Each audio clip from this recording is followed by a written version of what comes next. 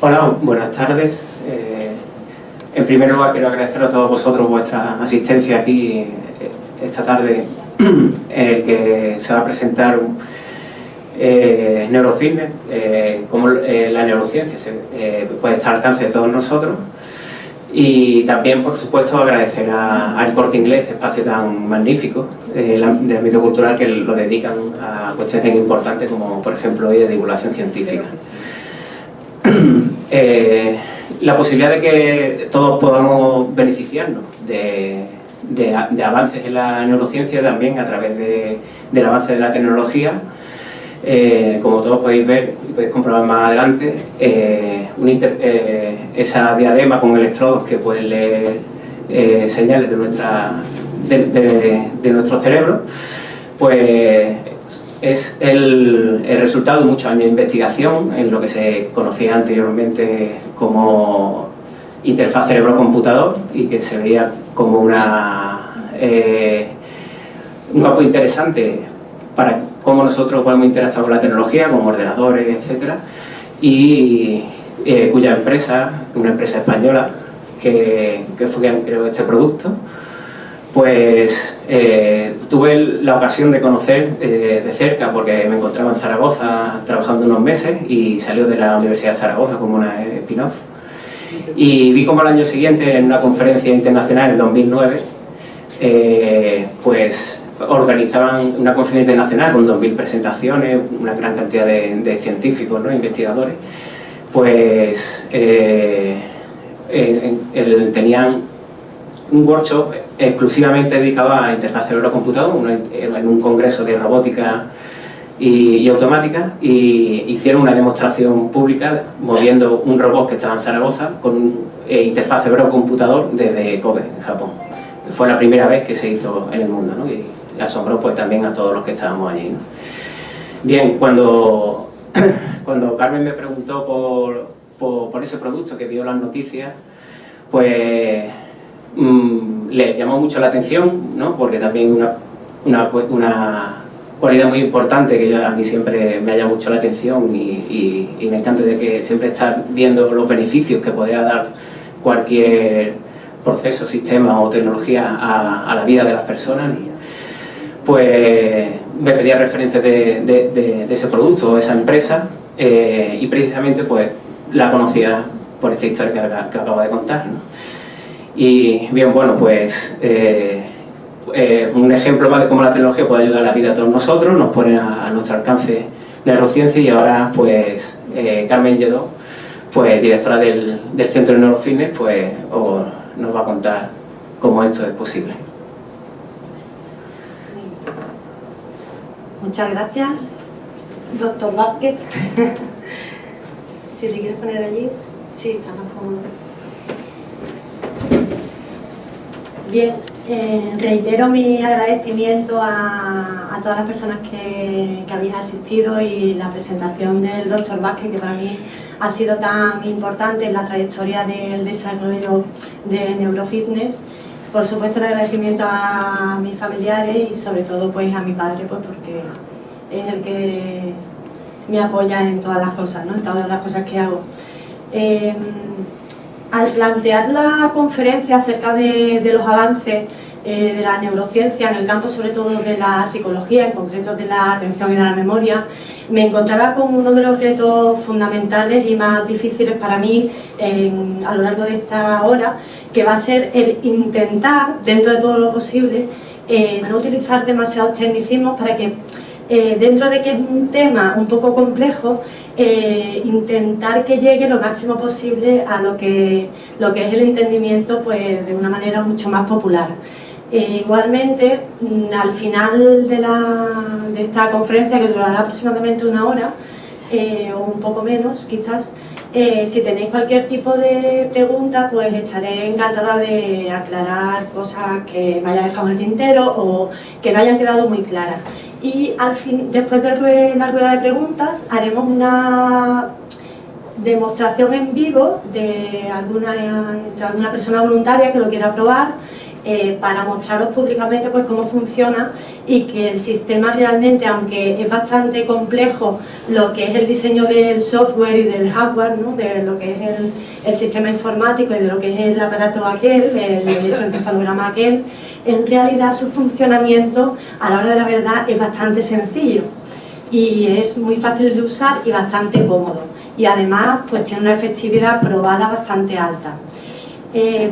Antes de comenzar con lo que es el aparato en sí mismo, me gustaría contar pues bueno, un poco una aproximación a lo que es el funcionamiento del sistema nervioso central y el por qué la memoria empieza a fallar a determinadas edades, o por qué hay personas que tienen problemas de atención hasta tal punto que en algunas ocasiones pues, se considera un síndrome bastante complejo con muchísimos síntomas a nivel de comportamiento. El cerebro como órgano pues, fundamental del sistema nervioso central es, digamos, el sistema que permite que consigamos con más o menos éxito, pero lo conseguimos, interpretar la realidad que nos rodea y darle un sentido al día a día y al futuro y al pasado en el que estamos. No obstante, el sistema nervioso central es uno de los sistemas más importantes, pero tiene mucha importancia teniendo en cuenta que las personas y el cuerpo humano funcionan como un todo. Entonces, siendo el cerebro un órgano terriblemente importante, quiero que conceptualicéis la importancia del ser humano en funcionamiento general, de tal manera que cerebro y cuerpo van unidos y que únicamente los separamos a la hora de explicarlo, pero que no se entiende en lo que es la imagen o en lo que es el funcionamiento día a día de una persona, pues que hablemos de cerebro sin tener en cuenta nada más. Una de las características del cerebro y sobre el que se basa el funcionamiento de este sistema que estamos utilizando es la idea de que el cerebro es muy plástico. Esto no es una idea nada nueva, que el cerebro sea plástico no es ni más ni menos que tiene la capacidad de generar nuevas conexiones neuronales de manera continua. Ahora, cuando expliquemos un poquillo más algunas de las partes concretas del cerebro, vamos a ver pues hasta qué medida o en qué punto hay zonas que son modificables y otras zonas pues que se quedan un poco más estancadas en la infancia o en la adolescencia.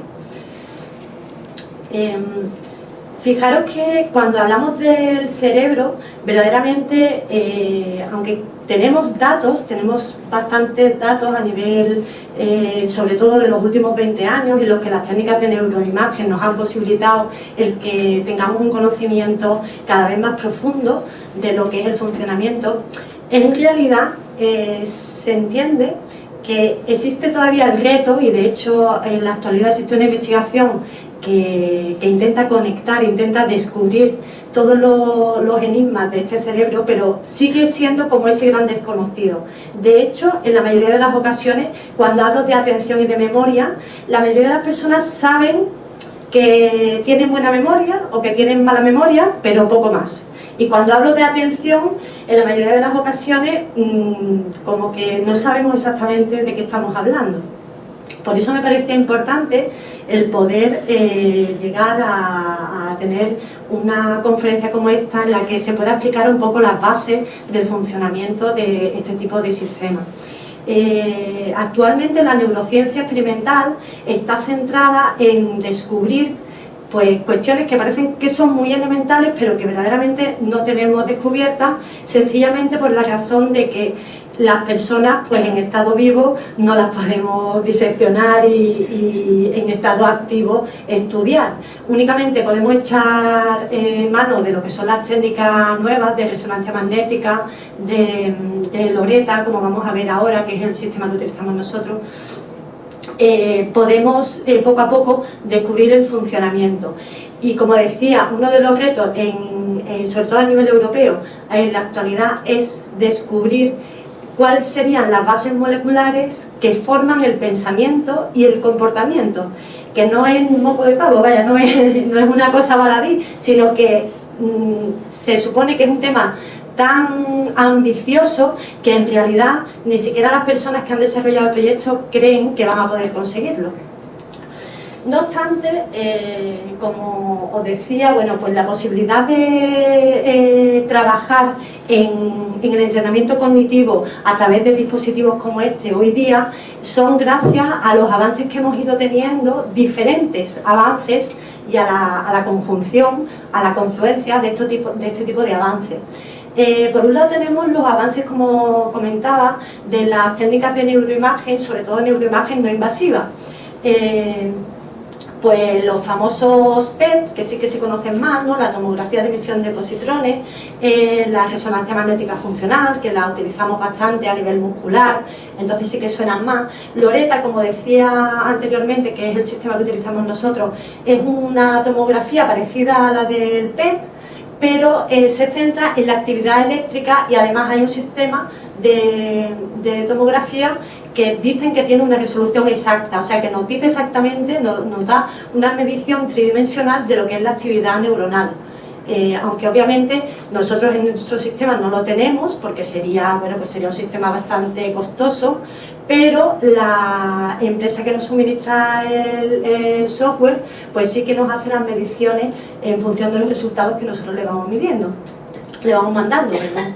Otro tipo de avances que han posibilitado que este sistema esté aquí, pues bueno, mucho más cotidiano el tema del wifi, que hoy día, aunque no conozcamos mucho de tecnología, pues como casi todos manejamos esto, pues sabemos lo que es el wifi, y el Bluetooth, que es una tecnología muy parecida.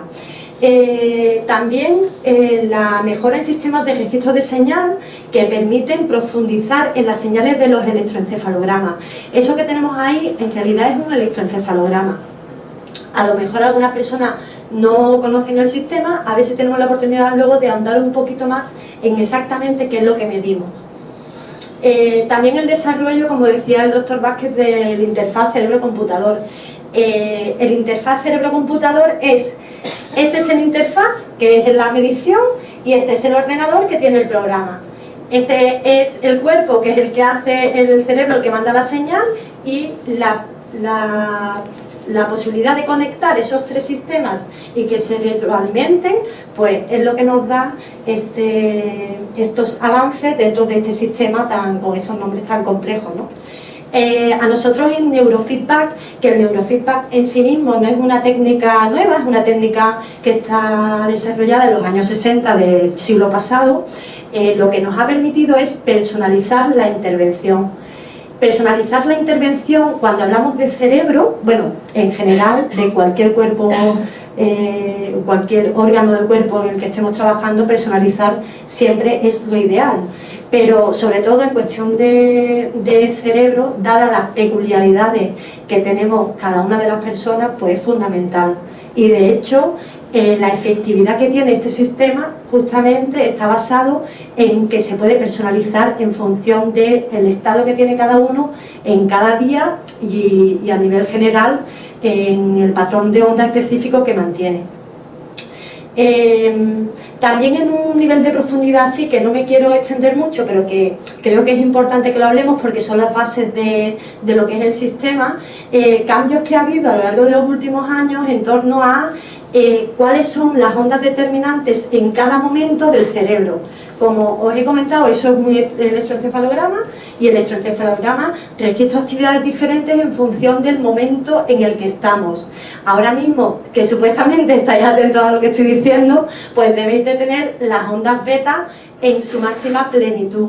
Pero no tenéis ondas beta por todo el cerebro, o no deberíais de tenerlas, sino que deberíais de tener en la parte frontal ondas beta y en la parte occipital deberíais de tener ondas alfa. A no ser que seáis personas que estáis tomando una medicación que os tiene ralentizada o os tiene monitorizada o alterada de alguna manera, porque no es vuestro sistema basal, el ritmo de onda, que eso puede parecer en personas que están medicadas, sobre todo con medicación que esté relacionada pues, con depresión o con medicación que controla la conducta. Y luego también tendríais que tener un patrón de onda beta en todo el cerebro en caso de que tuvieseis un estrés prolongado. Entonces son cambios que hay a nivel de las ondas, que para nosotros es muy importante porque es lo que el funcionamiento del neurofeedback se basa en eso, y que va a darnos eficacia porque permite el sistema registrarlo de una manera muy precisa, precisión que hasta entonces pues era un poco limitada, y además se centraba la investigación sobre todo en el campo de las ondas beta. El neurofeedback que se ha utilizado hasta ahora, incluso el neurofeedback que se está desarrollando, que en Málaga me parece que solamente lo desarrolla, lo utiliza un par de personas, se basa en un sistema de onda beta. El nuestro es un sistema de onda alfa, o sea que dentro de que es neurofeedback estamos hablando de un sistema diferente, y ahora veremos la diferencia, ¿vale? Bueno, pues todos estos cambios, todos estos avances es lo que ha posibilitado el que utilicemos nuestro sistema, pero nuestro sistema está basado, por supuesto, en los cambios neuroplásticos, pero también en el funcionamiento, en los conocimientos que tenemos técnicos acerca del funcionamiento de la mente, del cerebro humano. Los principios fundamentales, los procesos más básicos que tenemos en el cerebro son la percepción, la atención y la memoria.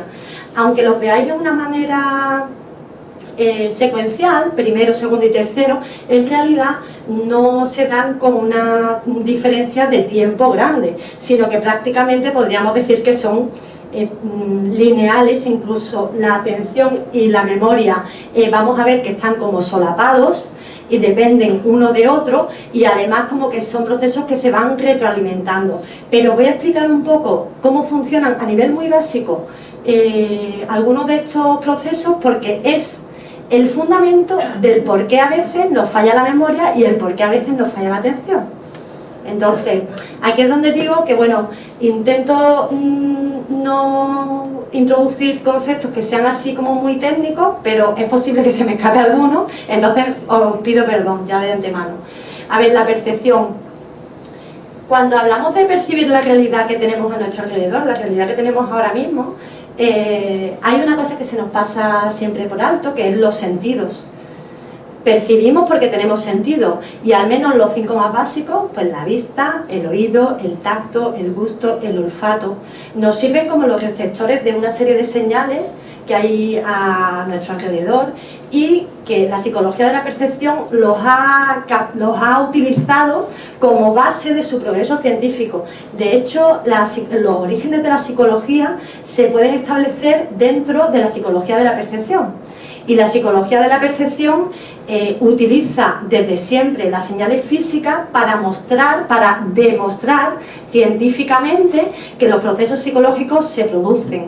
Entonces, como digamos, nuestro sistema, el sistema que a los psicólogos nos da como más evidencia de que la psicología funciona, pese a que mucha gente todavía lo ponga en duda, y que tiene un sostén y una demostración que está dentro de la ciencia, no pertenece a ningún invento de los últimos años, ¿no? Sino que es una disciplina que lleva gestándose y se lleva trabajando desde hace varios siglos. Como decía, la psicología de la percepción estudia los fenómenos que están relacionados con la conciencia, con cómo hacemos conscientes procesos que normalmente se nos van pasando desapercibidos. Darle un sentido al mundo que nos rodea, esa es, digamos, su origen.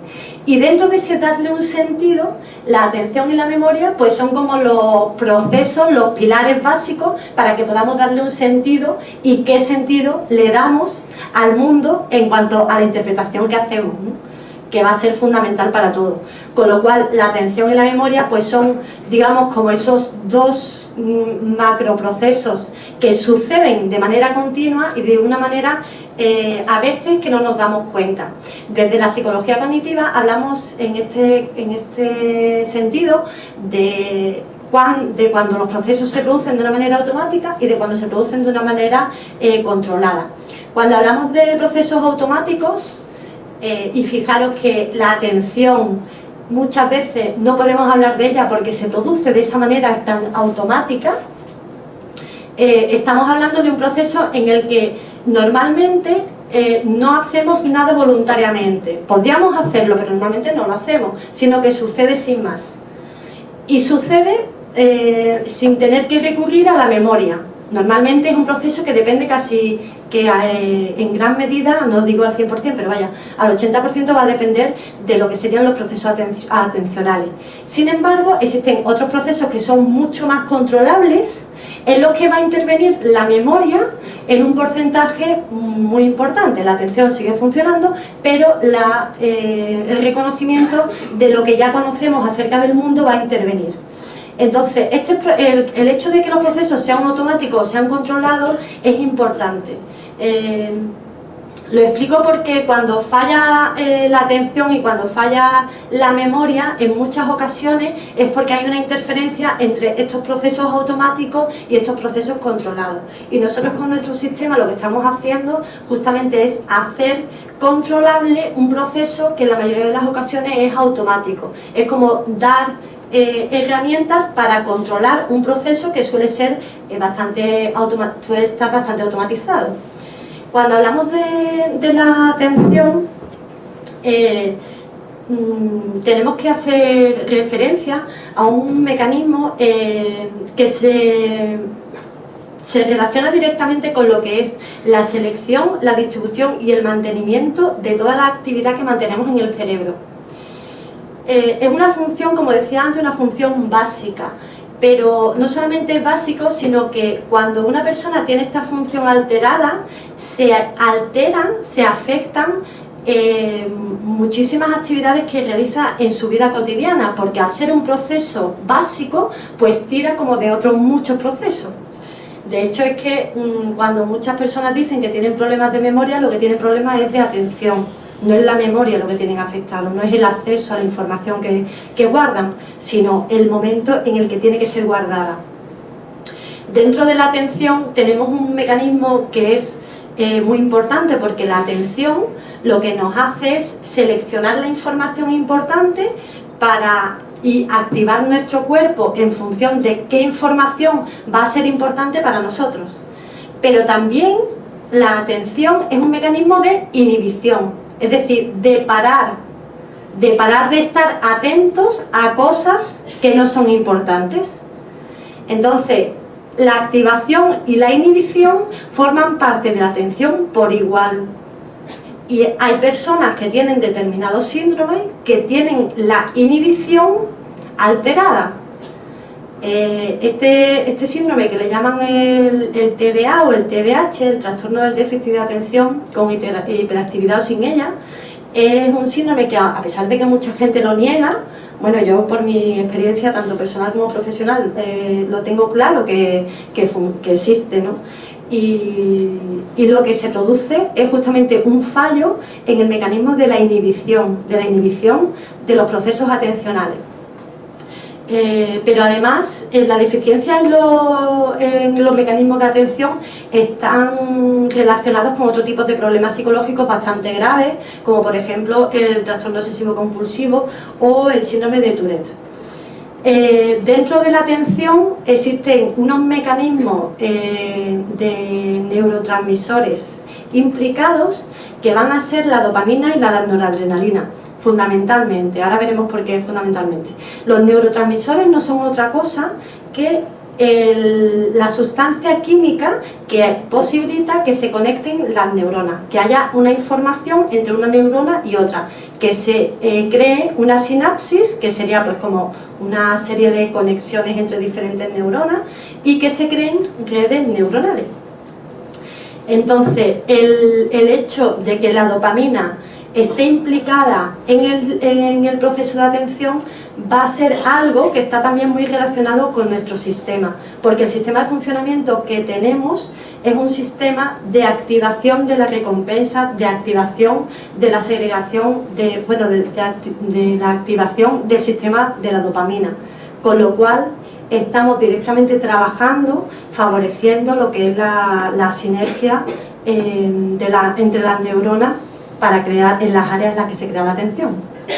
Y una de las características muy importantes de la atención es que no es un proceso que funcione igual siempre, a lo largo de toda la vida.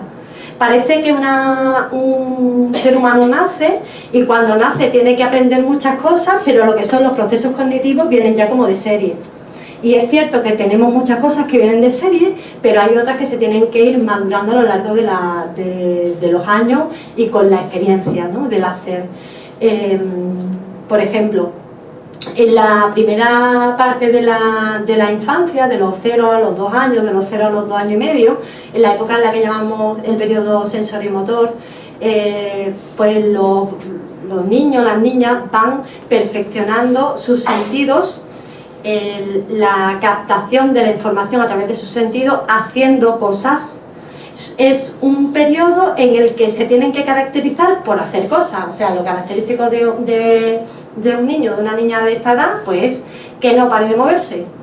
¿Eso significa que tiene un problema de atención? No. No tiene ningún problema de atención, tiene un problema no tiene ningún tipo de problema, lo que tiene es un momento evolutivo en el que las neuronas se están configurando para trabajar al máximo de su capacidad. O sea que sería algo completamente normal, entre los 2 y los 2 años y medio, pues que un niño no preste atención es lo que tiene que ser. Y esto lo digo porque algunas madres y padres me preguntan, incluso, bueno, yo como tengo una también de esa edad, también la miro muchas veces y digo, madre mía. Y es que es verdad, que no paran, pero que no paren es bueno, porque es que significa que su desarrollo neuronal pues está en pleno rendimiento, ¿no? Poco a poco va aumentando la capacidad de inhibición, porque lo que les pasa a las niñas y a los niños de estas edades es que no se inhiben, o sea, no tienen la capacidad para parar el motor. Esto de apago el botón y me quedo sin funcionamiento, pues eso no lo tienen, ¿no?, los niños y las niñas de estas edades. Es un motor, un botoncito que vamos adquiriendo conforme vamos teniendo más edad, a los 6 años, a los 7 años, a los 8 años, ya depende un poco, se va perfeccionando conforme vamos cumpliendo hasta la adolescencia aproximadamente. Sin duda, los procesos de escolarización van a ayudar a que estos procesos cognitivos se vayan consolidando de una manera natural y normal. Insisto, ¿no?, y lo pongo ahí en mayúscula para que quede claro que el proceso de inhibición del que estoy hablando es muy importante, porque el aprender a parar es algo que muchas veces no hacemos, y cuando tú no paras, lo que haces es sobrecargar el sistema. Entonces, esto es lo que se produce en las situaciones de estrés. Y estrés no tienes que ser un ejecutivo o una ejecutiva para tenerlo. O sea, una persona que sea ama de casa o amo de casa, que esté ocupándose de multitud de tareas y que además se le ponga a un familiar enfermo y también tenga que hacerse cargo de esa persona, y que además necesite cuidar de sí mismo porque tiene un proceso pues de enfermedad propio, es una persona que puede estar sometida a un proceso de estrés.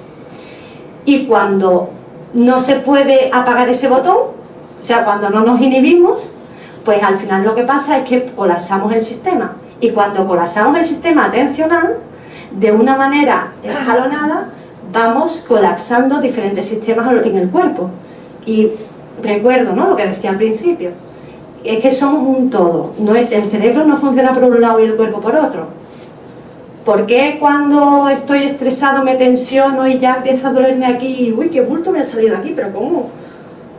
Bueno, pues porque estamos colapsando sistemas, estamos sobrecargando. Y como funcionamos, el sistema nervioso central tiene la capacidad de que atraviesa pues prácticamente todo nuestro cuerpo, pues tiene la capacidad de extender el malestar que sentimos a muchas partes del cuerpo. Bien, no sé si voy a llegar. Bueno, continúo.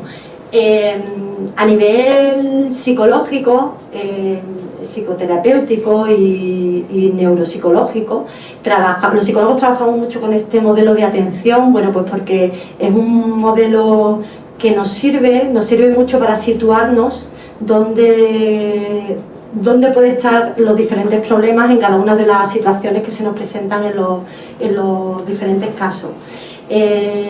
Solver y Meitir mantienen que existen como 6 procesos diferentes que ellas creen que es un proceso jerárquico en el que el arousal sería el primero, la atención focal lo segundo, la atención sostenida lo tercero, así hasta la última, ¿no? Fijaros que el primero en sí mismo no es un proceso de atención, porque el arousal a lo que hace referencia es al estado de alerta del cuerpo. Es un estado el estado de alerta no tiene por qué, tú no tienes por qué estar pendiente de nada, simplemente es que estés tranquilo o que estés en una situación de excitación apropiada o que estés sobreexcitado. El sistema de arousal va a hacer que el resto de los sistemas o sus sistemas atencionales funcionen bien o funcionen mal. Por eso, cuando una persona, por ejemplo, está muy nerviosa, le cuesta muchísimo retener información. Por eso una persona que esté muy nerviosa, cuando se va a poner, lo entendemos mucho en los momentos de estudio porque vemos cómo tenemos que emplear todas las capacidades cognitivas. Una persona cuando estudia que está muy nerviosa no va a poder prestar atención al material que tiene delante. Por más que lo lea 40 veces, si el nivel de activación es muy alto, indudablemente no va a tener la capacidad para focalizarse en esa información. Igual cuando el sistema de arousal, el sistema de alerta del cuerpo es muy bajo. Si tenemos un sistema de alerta que está funcionando por debajo de los mínimos, como por ejemplo puede parecer, se puede presentar cuando se está tomando una medicación pues que te afecta ralentizando todo tu sistema vegetativo y todo tu nivel del sistema nervioso central, te cuesta muchísimo prestar atención, incluso aunque te repitan una cosa varias veces, te cuesta trabajo. Bueno, una vez que el sistema de arousal es el indicado, el idóneo, digamos que pasaríamos al siguiente nivel, que sería la capacidad para focalizar, la atención focal. Esta es la capacidad que tenemos para mantenernos o para mantener en nuestra mente un estímulo visual o un estímulo auditivo. Aquí no importa que el tiempo en el que estamos focalizando, ¿no? Simplemente que nos damos cuenta o no nos damos cuenta. Una vez que tenemos la atención focalizada, pasaríamos a la atención sostenida, que esta ya sí que está mucho más relacionada con aspectos como que podemos controlar más, como la concentración. Cuando hablamos de concentración, me cuesta mucho estar concentrada cuando estoy leyendo. Aunque hablamos de focalizar, en realidad lo que nos referimos es a mantener esa atención durante cierto tiempo. Entonces, eso es un estado de atención sostenida. Eso, digamos, serían los procesos más básicos, pero luego está la atención selectiva, la atención alternante, la atención dividida. La atención selectiva sería un proceso en el que tenemos que seleccionar cuál es el más importante e inhibir el otro. Sería el que hemos estado hablando, que hay veces que está en algunos síndromes, pues que está alterado.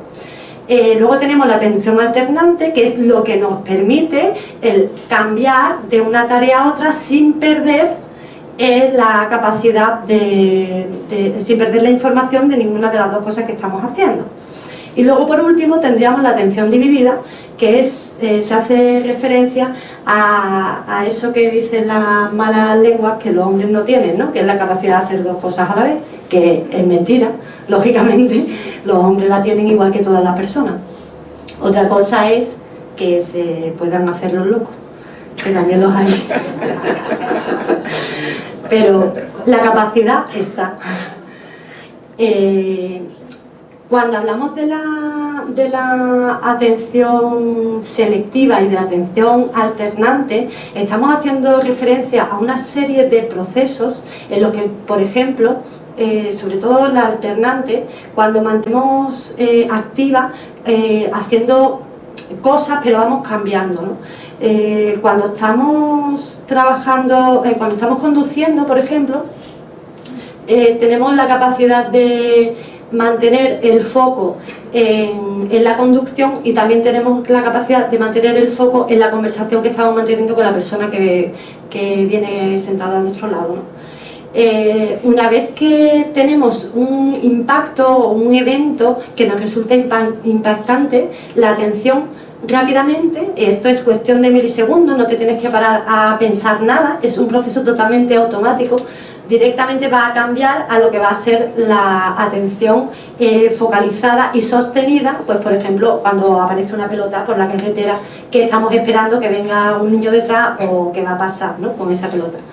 Entonces, esos serían, digamos, momentos en los que estamos utilizando pues la atención dividida, si somos capaces de mantener la conversación a la vez y conducir, atención alternante si vamos cambiando conversación, conducción, atención selectiva si solamente nos focalizamos en lo que va a ser la conducción, que incluiría pues la focal y por supuesto el nivel de arousal, que eso siempre va a estar ahí, ¿no? Cuando hablamos de problemas de la atención, sobre todo los que aparecen en la infancia, que digamos que son los que más lata dan, pues sobre todo a los progenitores, estamos hablando de, como decía antes, de un problema de inhibición de lo que es la atención en estímulos que no son importantes en ese momento. Se ha encontrado una correlación muy directa entre lo que es la falta de inhibición y lo que es la impulsividad. La impulsividad es la tendencia a actuar sin pensar mucho en las consecuencias. En determinadas personas, sobre todo las personas estas que tienen el síndrome del déficit de atención, como no es un síntoma exclusivo, sino que es un conjunto de síntomas, pues se ha visto que la impulsividad está en la mayoría de los casos. Incluso aunque la hiperactividad no se presente, porque parece ser que llamamos los hiperactivos, ¿no?, como grupo, pero en el fondo que no son todos hiperactivos. Sí tienen todos un problema de atención, pero no son todos hiperactivos. Sin embargo, la impulsividad sí que es una característica que suele darse, ¿no? Una de las cuestiones que se ha visto por las técnicas de neuroimagen es que es la corteza prefrontal, la parte de aquí, de este lado, la que está afectada. ¿Por qué digo esto? Pues digo esto porque justamente nuestro sistema, el sistema que tenemos del electroencefalograma, pues va a funcionar activando primero captando las señales y después posibilitando que se active lo que son determinadas zonas que están implicadas en los problemas de atención. Vale, bueno, esto no lo voy a pasar. Muchas personas que no tienen un problema clínico pueden tener problemas de atención, como decía antes. De hecho, bueno, pues la explicación que dábamos antes del estrés, pues es una explicación que se debe a que normalmente el cerebro tiene que dedicar recursos, o intenta dedicar recursos al máximo, pero dedicando únicamente los que tiene que dedicar, o sea, los que son. No hace un acopio de recursos para poner en marcha diferentes sistemas, sino que en cada uno de las actividades cognitivas que tenemos que hacer se ponen en marcha una serie de recursos que son limitados. La atención en sí misma es muy limitada, la memoria en sí misma también es limitada, sobre todo la memoria de trabajo. Aunque es cierto que el hecho de que sean limitados no significa que no podamos trabajar con ellos, porque como decíamos, el cerebro es muy plástico y en función de la zona del cerebro en la que trabajemos, pues va a ser más plástico o menos plástico. En relación a la inhibición y a la activación de la zona de la corteza frontal, pues vamos a ver cómo dentro de lo que es la neuroanatomía, tenemos la corteza del cíngulo, que bueno, que es a nivel así un poco técnico, pero está localizada en zonas muy concretas, lo que es la actividad de la atención, pero lo que se ha demostrado que es mucho más interesante es que no es una cuestión solamente de activación de esa zona, sino que esa zona no se dedica en exclusiva a la atención, sino que se va a dedicar también, y siento mucho que no veáis la parte de abajo, que va a ser un área también muy relacionada con los procesos afectivos, con las emociones. Entonces, estamos hablando de determinadas áreas que son tan claves, que están relacionadas directamente con lo que son los procesos tanto cognitivos como emocionales, con lo cual esto de que hemos trabajado muchas veces el pensamiento por un lado, no, yo es que soy muy racionalista, no, yo es que soy muy emotiva, muy emocional, pues está demostrado que si tienes afectada una parte, tienes afectada otra. Y la verdad es que cuando vemos la clínica de personas, por ejemplo, con depresión, vemos que es una enfermedad que por definición se le define como estado del ánimo negativo. Sin embargo, lo que se está viendo es que una de las cuestiones fundamentales en depresión son los déficits a nivel atencional. Hay una afectación tan profunda del sistema atencional que es algo que se está descubriendo o que se está llegando a trabajar como hipótesis en las investigaciones más recientes. Es un sistema tan relacionado que prácticamente se puede decir que son procesos, digamos, son el mismo proceso pero visto desde lados diferentes. Entonces, lo interesante del sistema que tenemos es que está trabajando sobre un área muy clave, pero no es solamente que sea ese área clave, sino que además la relación que existe entre esa zona del cerebro con otras va a ser determinante para que el sistema funcione. El doctor Vázquez decía al principio, ¿no?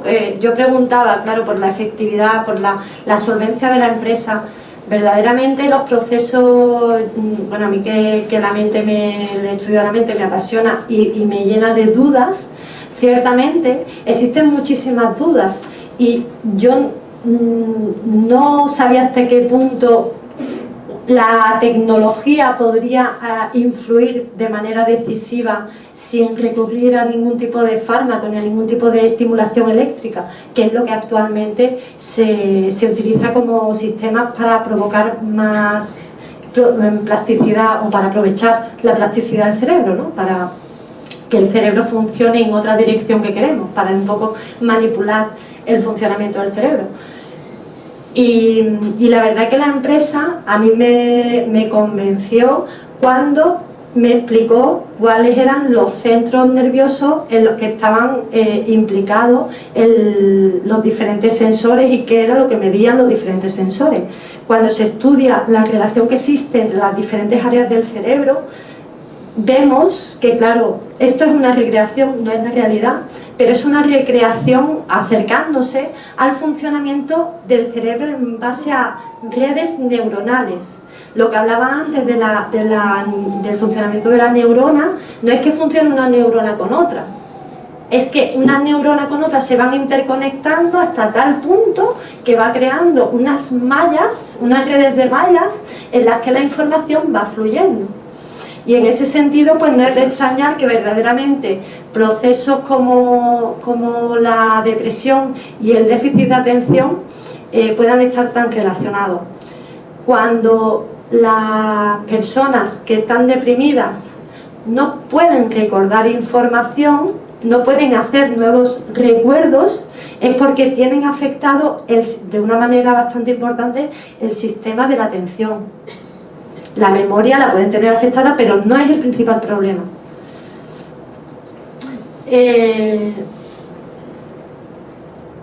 Meto otra corteza ahí, aparte de la frontal, la parietal, ya no voy a meter más, para meter otro concepto, para ya unirlo con memoria, ¿vale? Porque la atención se relaciona directamente con el sistema de la memoria a través de unos subsistemas que tenemos.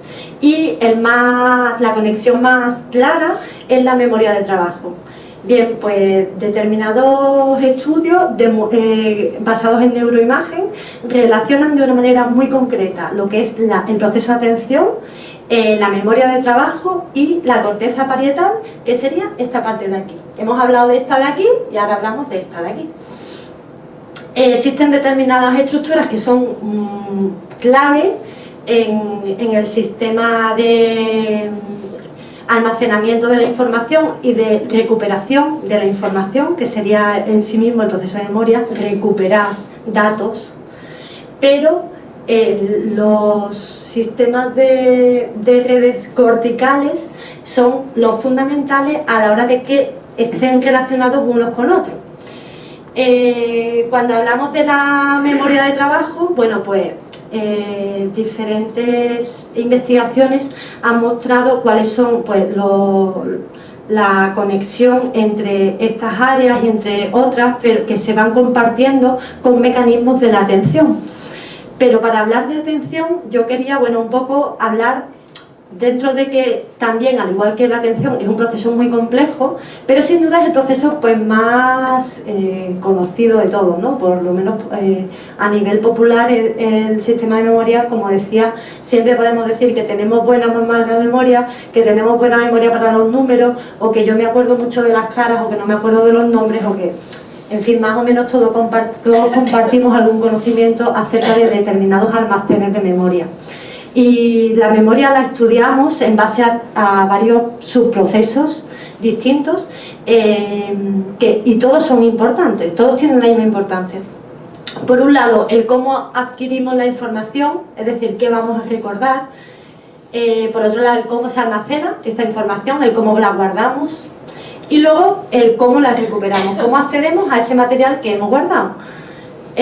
Como digo, existirían varios tipos de memorias. En psicología utilizamos la imagen del almacén como si fueran almacenes diferentes. No tienen por qué ser, digamos, almacenes que estén muy separados, pero sí que se ha visto que dependiendo de lo que recuerdes se va a activar una zona del cerebro u otra, con lo cual parece demostrado que sí que existen diferentes zonas en las que la memoria va a funcionar, ¿no? De manera diferente, ya se trate de una o de otra. Sé que no se ve lo de abajo, pero bueno, voy a decir lo que es.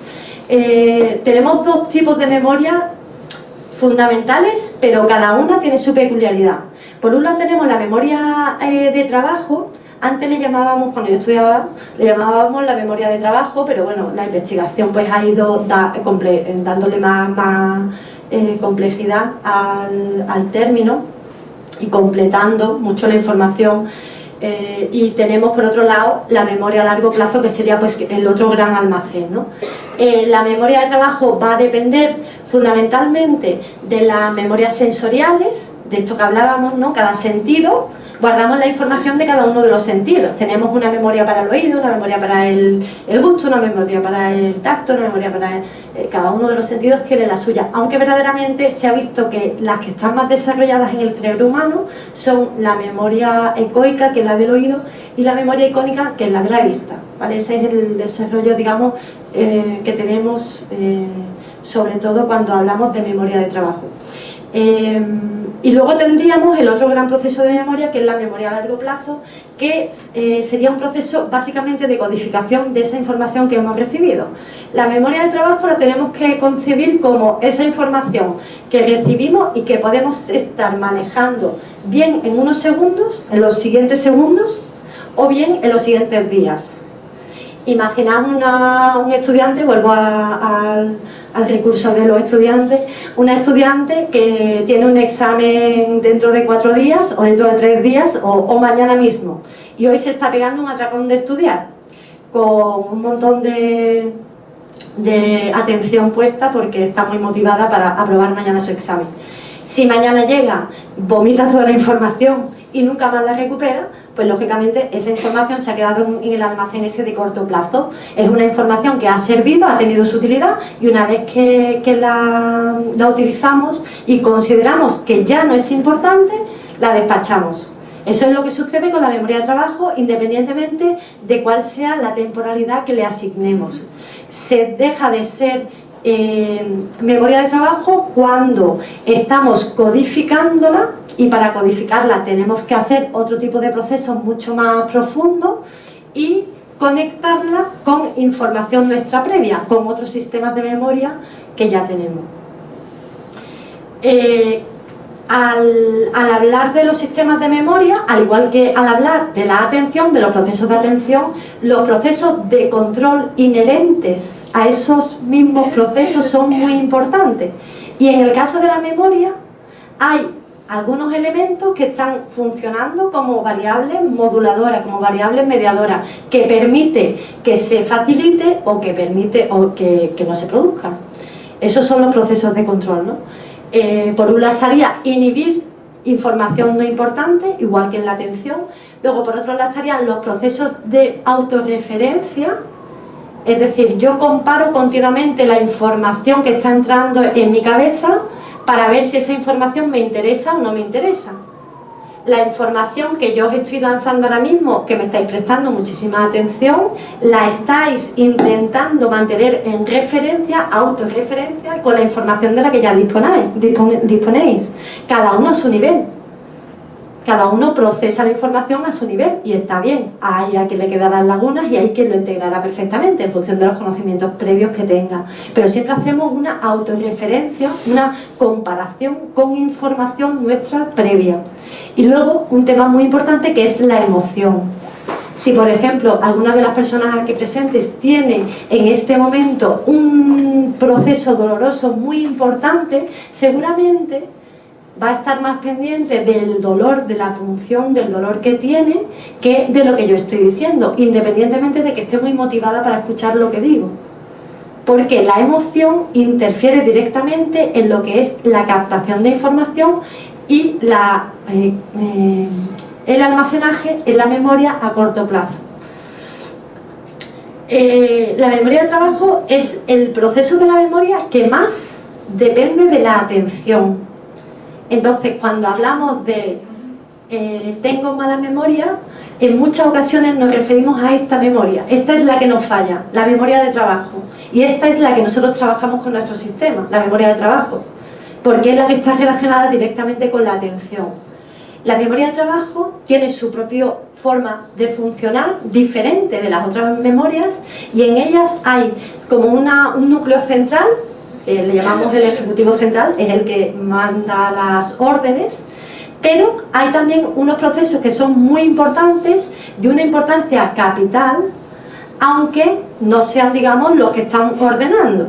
Uno de ellos es, por ejemplo, el bucle articulatorio. Esto, bueno, pues tiene un nombre así como muy técnico, pero no es más que cuando intentamos hacer memoria, la vocecilla que nos suena dentro. El médico me ha dicho que me tengo que tomar media por la mañana, media por la mañana, media por la mañana, media por la mañana. Ese es el bucle articulatorio, que normalmente no lo decimos. Hay veces que lo decimos, pero normalmente no. Es como el soniquete, ¿no?, de esa información que quiero que se quede ahí. Luego tenemos un sistema muy parecido, pero a nivel visual.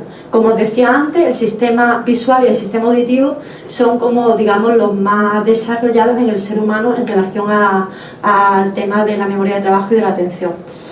Se referiría a la información visual.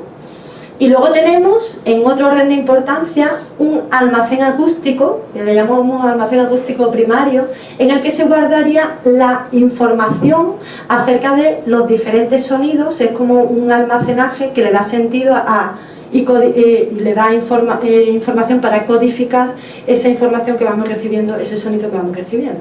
Entonces, todos estos procesos están relacionados con la memoria de trabajo y estos procesos están relacionados con la atención. Bueno, aquí tenemos otro esquema, pero vaya, básicamente viene a decir lo mismo.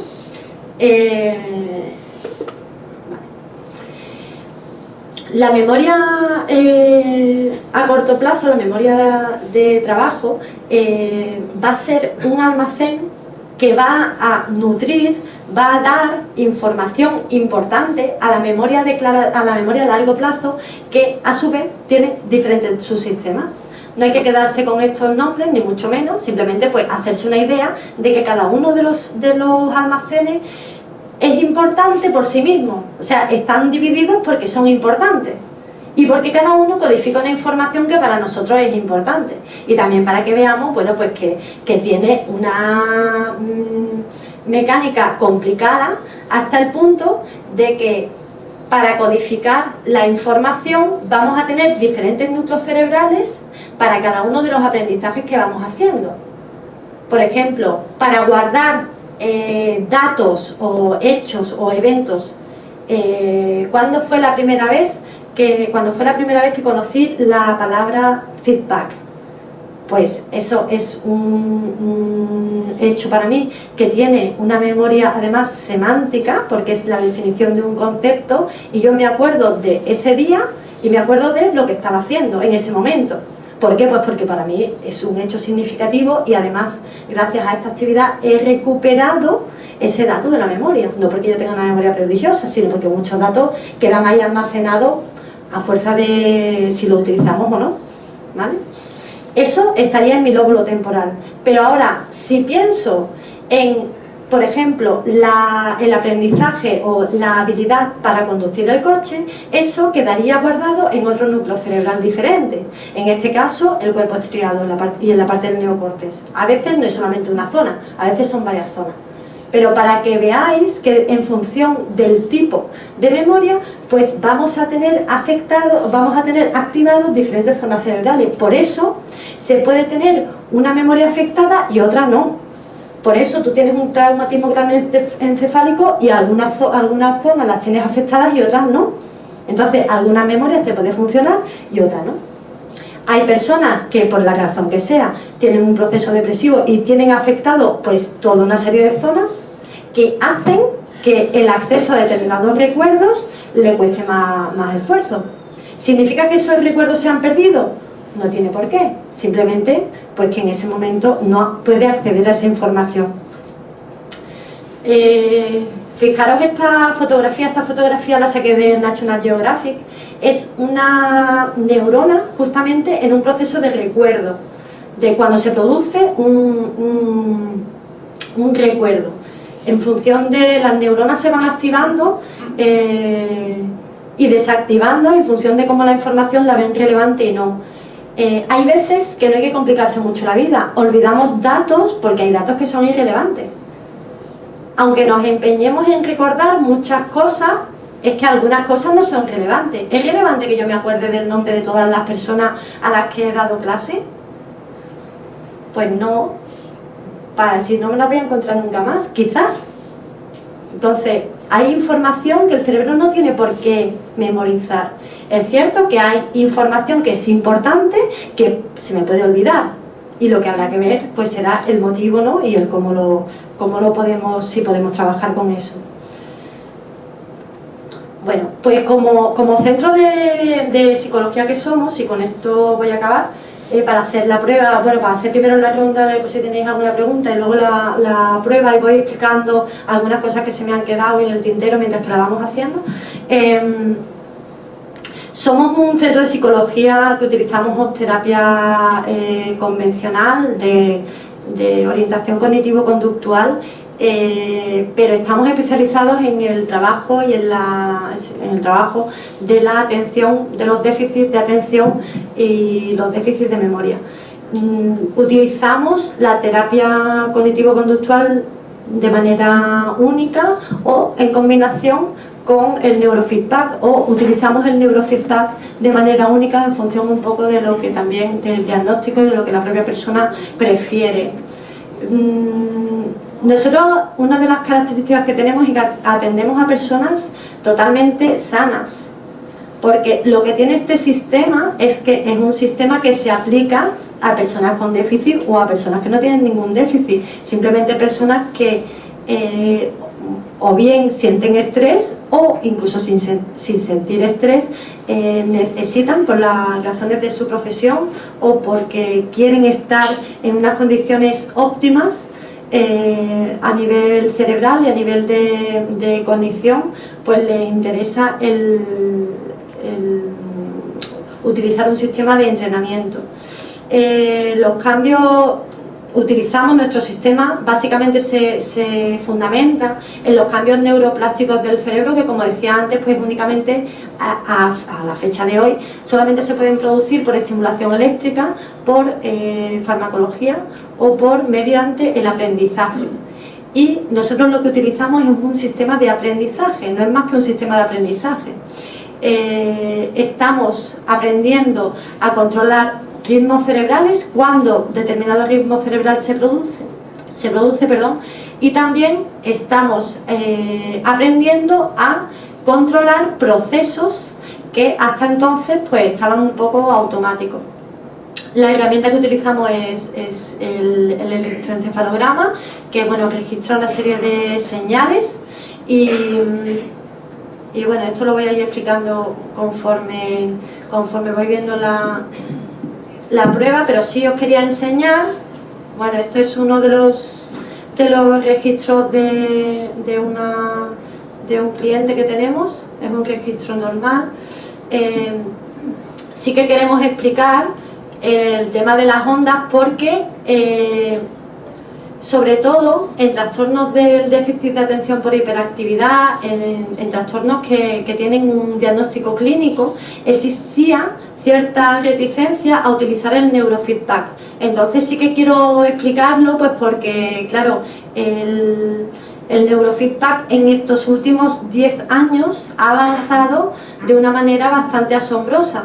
De tal manera que, como decía antes, nosotros no nos basamos en el funcionamiento de las ondas beta, que serían las ondas de la actividad, sino en aumentar la cantidad de ondas alfa, que son estas. Perdón por la nitidez de la foto, pero es que el sistema no me permitía darle más nitidez, pero son estas ondas así de pico que se ven en la parte de atrás del cerebro. Parece ser que si en esta parte de aquí atrás tenemos este tipo de ondas, lo que significa es que el cerebro está inhibiendo funciones cerebrales que en ese momento no son importantes, y el cerebro está dedicando los recursos justos a la actividad que tiene que hacer, es decir, que está funcionando como tiene que funcionar. Entonces, el cerebro, para que funcione bien, tiene que funcionar de manera asíncrona. Es decir, aquí una onda y aquí otra. No funciona todo el cerebro igual. Si tenemos todo el cerebro igual, lo que pasa es que estamos utilizando muchos recursos de atención y estamos colapsando el sistema, o haciendo que el sistema tienda al colapso. Por eso siempre intentamos combinar, aparte del neurofeedback, porque claro, nos da un diagnóstico también del estilo de pensamiento de las personas. Y cuando estamos utilizando el neurofeedback, bueno, yo no sé en otros centros, pero desde luego yo no me dedico a aplicarlo y punto, sino que yo hago preguntas y bueno, ¿y qué te pasa esto? ¿Y te pasa lo otro? Y vamos trabajando también, queramos o no, formas y comportamientos que al final lo que están haciendo es contribuir a que ese sistema se encuentre más colapsado. Estos son 2 electroencefalogramas de personas sin ningún tipo de patología, un hombre de 42 años, una mujer de 45 años. Las ondas pueden cambiar, o sea, cambian entre hombres y mujeres, cambian en función de la edad. En función de la edad también puede ser que aparezcan ondas que no son de este tipo, alfa, que son delta, pero que no son patológicas a partir de determinadas edades, o cuando las personas somos muy pequeñitas. Pero a nivel general no deben de existir ondas extrañas que le llamamos a ondas más lentas de la cuenta. La onda alfa es una onda que tiene que estar en relajación y que indica que está inhibiendo determinados procesos. Si aparecen ondas de este tipo, así irregulares, sobre todo en las zonas clave de las que hemos hablado, que son la parte de la corteza frontal y la parte parietal, significa que existe una patología. La patología no tiene por qué ser grave y gravísima. Vaya, no estamos hablando de una... Pero sí que en función de las entrevistas complementarias que hacemos, puede ser que existan muchas personas que no tengan un diagnóstico. De hecho, esta es de una persona que tiene un diagnóstico, pero que no tiene una medicación. Tenemos, no sé si la ha incluido, no. Bueno, en caso de una persona, por ejemplo, pongo el TDA porque es, digamos, la que se ve más a simple vista.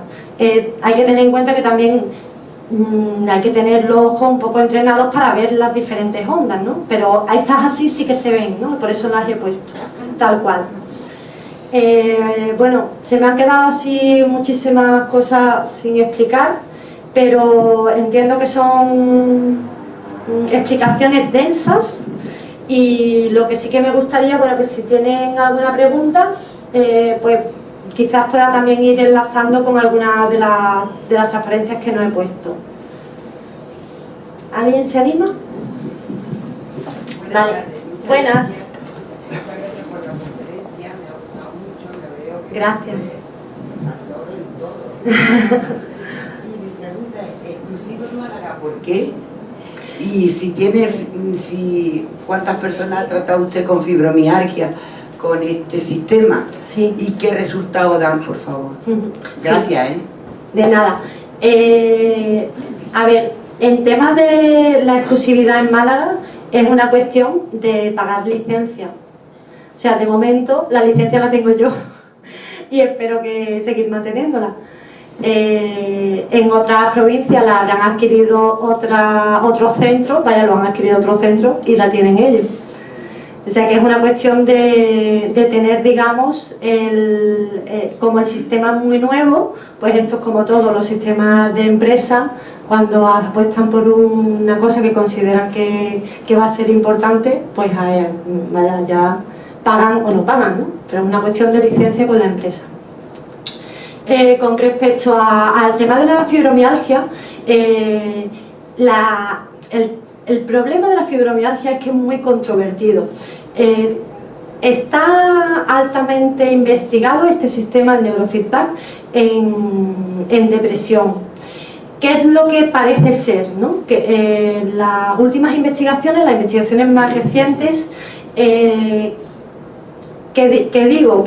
no se han hecho con poblaciones tan grandes como se ha probado el sistema con personas con depresión, con personas con TDA o con personas sanas, que sí que se ha probado con mucha gente. Sin embargo, en personas con fibromialgia existe el problema inicial del diagnóstico. Entonces, una vez que se diagnostica, que se hace un diagnóstico certero, pues se ve que comparte unos déficits a nivel de serotonina, a nivel cortical, en la segregación de la serotonina, que se comparte con los problemas depresivos.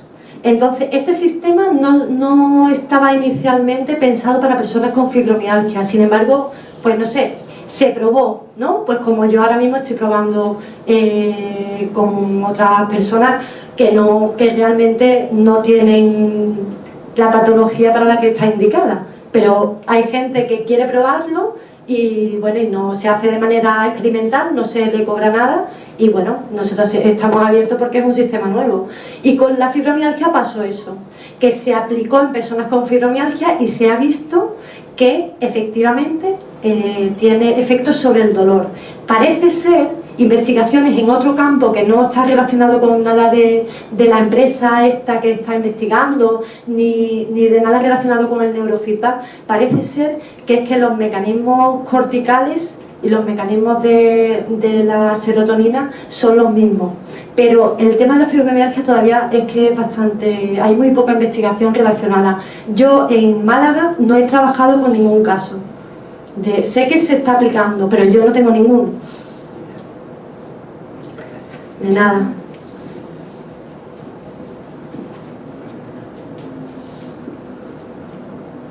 Buenas tardes, Carmen. ¿Qué tal? Bueno, he tenido que volver mi mujer a la casa porque no se encontraba bien. Hoy hubiese sido importante que hubiese estado aquí.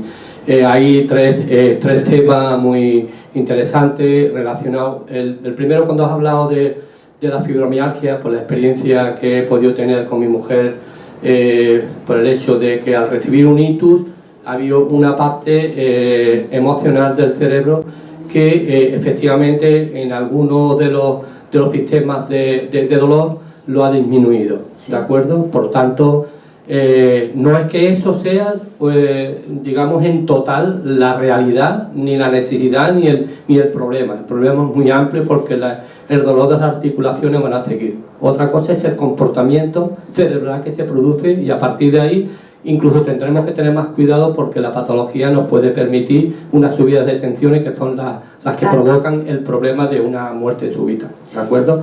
En segundo lugar, en el tema, por ejemplo, de ictus, hay dos temas muy importantes que hay que comprobar y realmente ver hasta dónde se puede llegar, que es la fascia y sobre todo lo cognitivo. En la fascia sí se trabaja con las logopedas, las terapias ocupacionales, De hecho, yo había invitado aquí esta tarde a la responsable de planta del Hospital Civil, que no sé si estará por aquí, que no la he visto porque llega más tarde. Es una persona que lucha mucho por eso, en su planta tiene muchísimos problemas y bueno, ya nos ha pedido que si os parece algún día podamos hacer las pruebas ya en el propio hospital con las personas que tenemos allí. Claro, claro que sí. Yo creo que eso sería muy interesante, pero hay una cuestión y es que el problema cognitivo en la Seguridad Social, la administración no está pagando nada por ello. Y por tanto tenemos un montón de pacientes que el problema no es ya en la fascia. El problema es el problema cognitivo que no nos permite decir lo que queremos porque la mente dice una cosa y después al hablarlo nos dice otra. El sistema este sí que se ha probado en ictus y en traumatismo cranoencefálico. Vaya, son parte de las investigaciones, no sé si lo habrán publicado ya, pero que sí que están en fase de publicación. Y las publicaciones que hace esta empresa, que forma parte de una comunidad científica importante, que tienen relevancia, ¿no? No son investigaciones de 4 chavos, sino que normalmente son investigaciones avaladas por proyectos europeos que tienen bastante solvencia. Y los resultados que están obteniendo son buenos. Por lo que decía, porque parece ser que los sistemas... A ver, el cerebro es plástico. Después de un ictus también depende de la afectación que haya. O sea, no podemos hablar de cualquier tipo de ictus. Sobre todo en cuestión del neurofeedback hay que valorar mucho los casos y tenemos que hacer alguna prueba neurológica extra, aparte de las que nosotros hacemos unas, pero las nuestras están relacionadas directamente con atención y con memoria. Cuando valoramos un caso que es de trastorno craneoencefálico o de ictus, tenemos que hacer alguna prueba previa para valorar en qué grado el aprendizaje está afectado. Si el aprendizaje está afectado, nuestro sistema no funciona.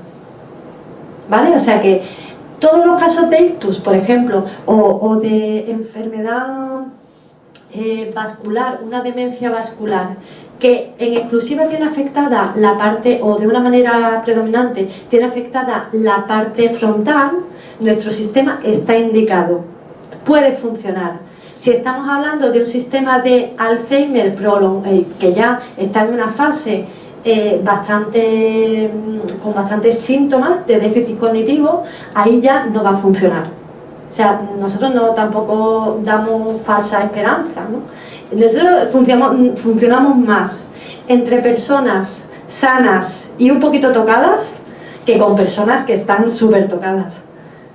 Cuando una persona está muy, muy tocada, pues no es nuestro campo de actuación. Ahora bien, cuando una persona que está muy, muy tocada empieza su proceso de rehabilitación en sus diferentes fases, ¿no? Primero la física, a nivel neurológico, la que está relacionada con el tema de la logopeda, como estabas comentando, pues después de todo eso, cuando vemos que esta persona parece que se ha quedado está un poco lenta, no es que esté tonta ni que no se le ve tonta, pero sí que se le ve como que parece que va a menos revoluciones de las que iba, parece que está como más deprimida de lo que iba. Ahí es donde entramos nosotros, en ese tipo de síntomas. Sí, a ver, hay una cuestión que de alguna forma afecta mucho y es si el ictus viene como consecuencia también o el ictus ha provocado un derrame cerebral. Es que el origen es fundamental, por eso los casos de ictus, igual que los traumatismos craneoencefálicos, no se puede hablar de manera genérica, pero por supuesto que yo cojo el guante para la invitación de hacer cualquier prueba allí. Pues así lo comunicaremos y ya digo, no veo por aquí a la doctora, pero en todo caso ella estaría muy encantada en que se pudiera hacer, porque es una sala muy interesante que creo que, y sobre todo porque lo que queremos de alguna forma, como sabéis, yo soy presidente de los autónomos de la Cámara Comercial, y lo que quiero es de alguna forma tratar de que este tipo de servicio o de tecnología, mejor dicho, de ciencia, de este tipo de cosas, pues que la administración se haga eco, que son necesarias y que no todo el mundo se lo puede pagar, y lógicamente una persona que avanza en terapia ocupacional y en logopedia, tendría muchísimas posibilidades de avanzar con ellos. Desde luego, desde nuestra parte, nos hemos reunido con la Administración Sanitaria y hemos pedido una reunión con un equipo más amplio y ni siquiera nos han querido escuchar, a pesar de que esto en Zaragoza se está utilizando en el sistema público de salud de una manera gratuita. Pero sería muy importante no que fuerais solos, sino con el colegio de médicos y los sindicatos de médicos, porque son, creo que la base fundamental para que os apoyen en esta materia. Solo es muy complicado salir adelante. Siempre tiene que haber una avanzadilla en la que existe, digamos, el uso de lo que es la tecnología, que las personas consideren que es importante a través del uso que den y que a partir de ahí pues lo soliciten, porque si no hay una solicitud por parte de una demanda, ¿no?, por parte de personas que lo necesitan, pues es complicado que se genere por parte de la administración ahí una... Sí. Creo que no ha quedado muy claro qué es el TDAH, si puede explicarlo así someramente, y más que nada para que quede un poquito más claro a la gente cuándo se desarrolla, cómo se desarrolla y las características principales del TDAH. Vale.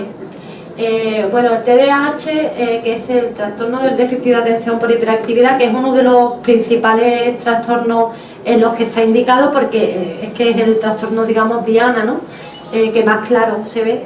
Es un trastorno neurológico. Se le llama con hiperactividad o hiperactividad, pero en realidad el problema no es en sí mismo un déficit de atención, no es que la atención no esté. Como hablaba antes, es un problema de que determinados mecanismos dentro de la atención pueden fallar, pero no se queda aquí, no es un problema exclusivo de la atención, sino que va, como decía antes, tirando escalonadamente de otros sistemas distintos, ¿no? Tengo por aquí, sí, aquí.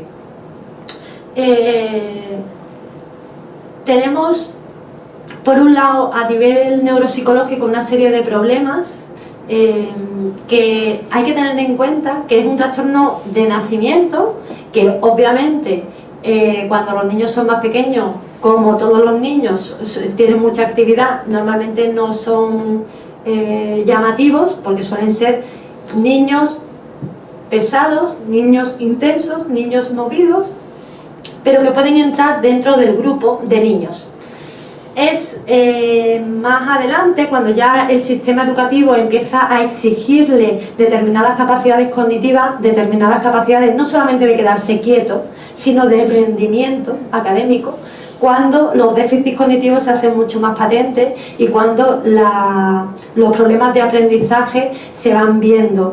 También cuando empiezan a aparecer los problemas sociales. Los problemas sociales que están íntimamente relacionados con lo que sería la autoestima de la persona, porque si una persona tiene problemas en casa, porque en casa sigue siendo un niño movido, nunca va a dejar de ser movido, ese es el tema, ¿no? Nunca va a dejar de ser movido, siempre va a dormir mal, siempre va a ser un niño que responde mucho, un niño que cuando quieres que haga algo parece que está en las nubes y está como si fuera ausente, un niño que parece que en algunos momentos como si estuviera tonto, ¿no? Y tú sabes que no está tonto, porque tiene buena memoria, porque tiene buena capacidad para leerse, beberse los libros que a él le interesan o que a ella le interesan. Entonces sabes perfectamente que es una persona que a nivel cognitivo funciona. Sin embargo, tiene como cosas raras.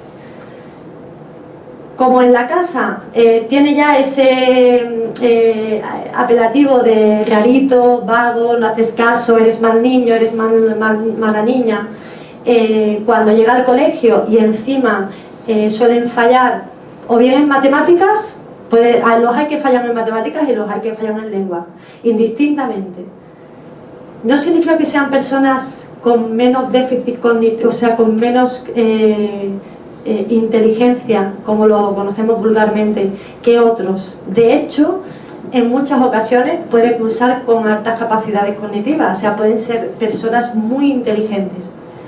A veces puede ser por encima de la media, no siempre, ¿eh? No tiene por qué la hiperactividad o el TDA, tal y como lo llamamos, no tiene por qué correlacionar siempre con sobredotación, como se le llamaba antes, o con altas capacidades, como le llamamos ahora. Pero sí que es cierto que hay muchas veces que correlaciona.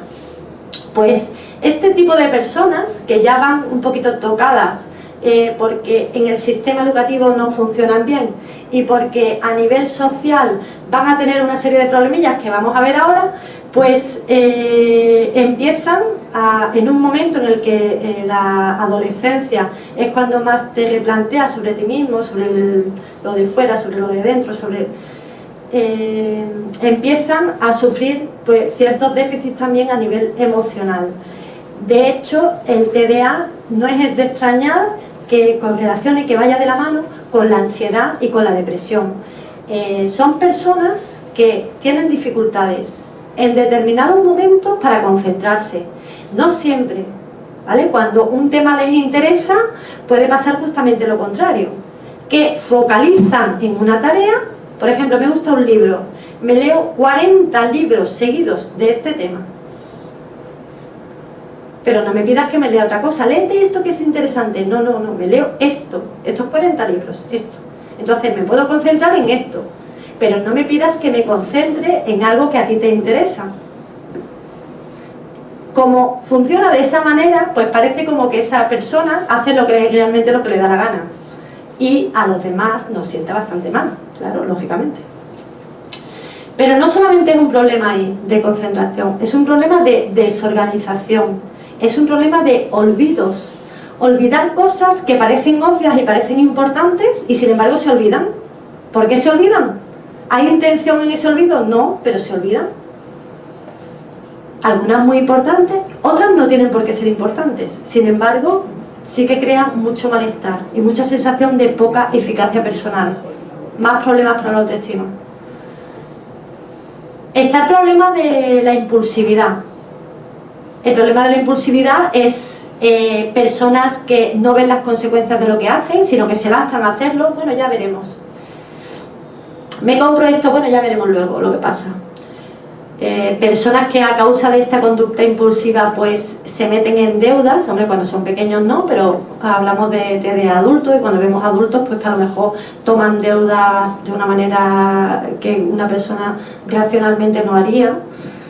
Y no es que no sean personas racionales, simplemente que la impulsividad les puede. La impulsividad también se manifiesta en la necesidad de que todo sea ahora y aquí como yo digo.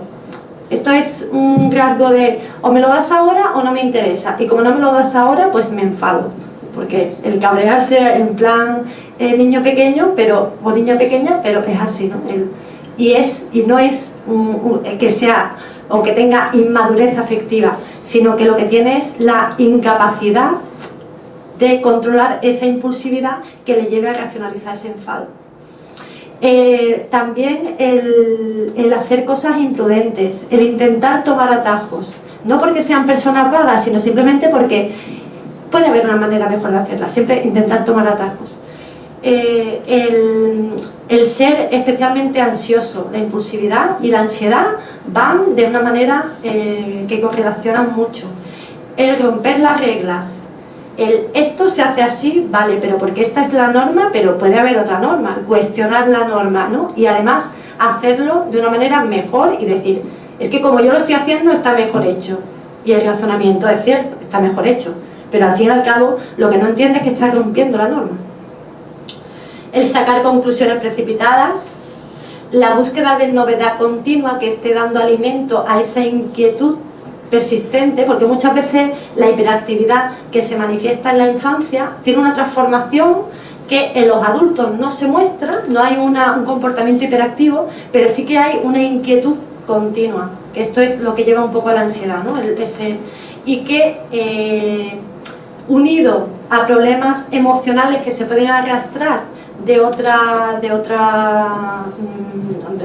época de la infancia y de la adolescencia y de problemas sociales que se van teniendo, puede llevar a correlacionar de una manera muy alta con el consumo de drogas, con la automedicación, pero automedicación, vaya, a niveles como si yo soy mi médico, no es que te tomes de vez en cuando un paracetamol, no, yo me pongo este tratamiento porque yo sé más que el médico. O simplemente el hecho de probar drogas para intentar tener esa sensación de paz que normalmente no se tiene y que es una constante en ese barullo continuo de ideas que asoman en el cerebro y que aparecen de una manera, pues, cuando llevas ya una serie de años con esa inquietud y consigues, yo qué sé, una copa de vino, una copa de cerveza, un porro de estos de marihuana, o yo qué sé, una pastilla que pillo por ahí y me tomo para dormir y me noto en paz y relajado, digo, por fin. Porque ciertamente hay que estar dentro de la cabeza de una persona con esa inquietud y con ese déficit de atención. Porque os recuerdo que no es que no tenga atención, sino que lo que no puede es inhibir aspectos importantes o no importantes en cada momento. Entonces su cerebro lo que tiene es más información de la cuenta y le cuesta seleccionar en cada momento cuál es la importante. Y a veces selecciona una que no es tan importante. Pero, sobre todo, es una persona difícil. A nivel personal, es una persona difícil. Muchos TDA no tienen ningún problema para hacer amigos y pueden resultar socialmente encantadores para un rato, pero son personas a las que les cuesta mantener la amistad a lo largo del tiempo. Les cuesta vivir en comunidad a lo largo del tiempo. ¿Por qué? Pues porque la impulsividad y otros síntomas al final cansan a todo el mundo, y mucha gente, si se cansan ellos de ellos mismos, imaginaros los demás. Sobre todo porque son personas que a nivel conversacional pues tienen una serie de características que, bueno, os voy a leer. Seguramente cuando os la lea todo el mundo va a pensar en alguien en concreto, porque es un trastorno que parece que está sobredimensionado, pero a la hora de la verdad es más, siempre hay alguna persona que tiene estos síntomas. Y cuando hablamos de síntomas, es que de un conjunto de síntomas, no de que alguien tenga uno de ellos, ¿no?, sino del conjunto. Personas que te impiden hablar, cuando en una conversación te impiden hablar, no te dan la oportunidad, ni aunque lo intentes, ¿eh? Te interrumpe la conversación, te interroga, cuestiona todo lo que dices, se sale del tema y te deja totalmente confundido en la conversación. O sea, personas que están hablando intensamente de un tema, pero ahora deciden que ya ha terminado la conversación y te dejan ahí. ¡Chin!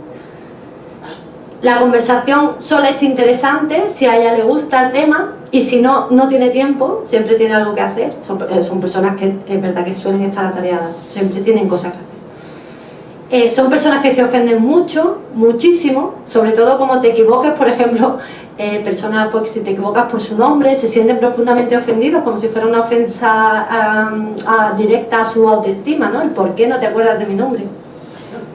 Bueno, sí, es un poco así, pero no se le quita el hierro, ¿no?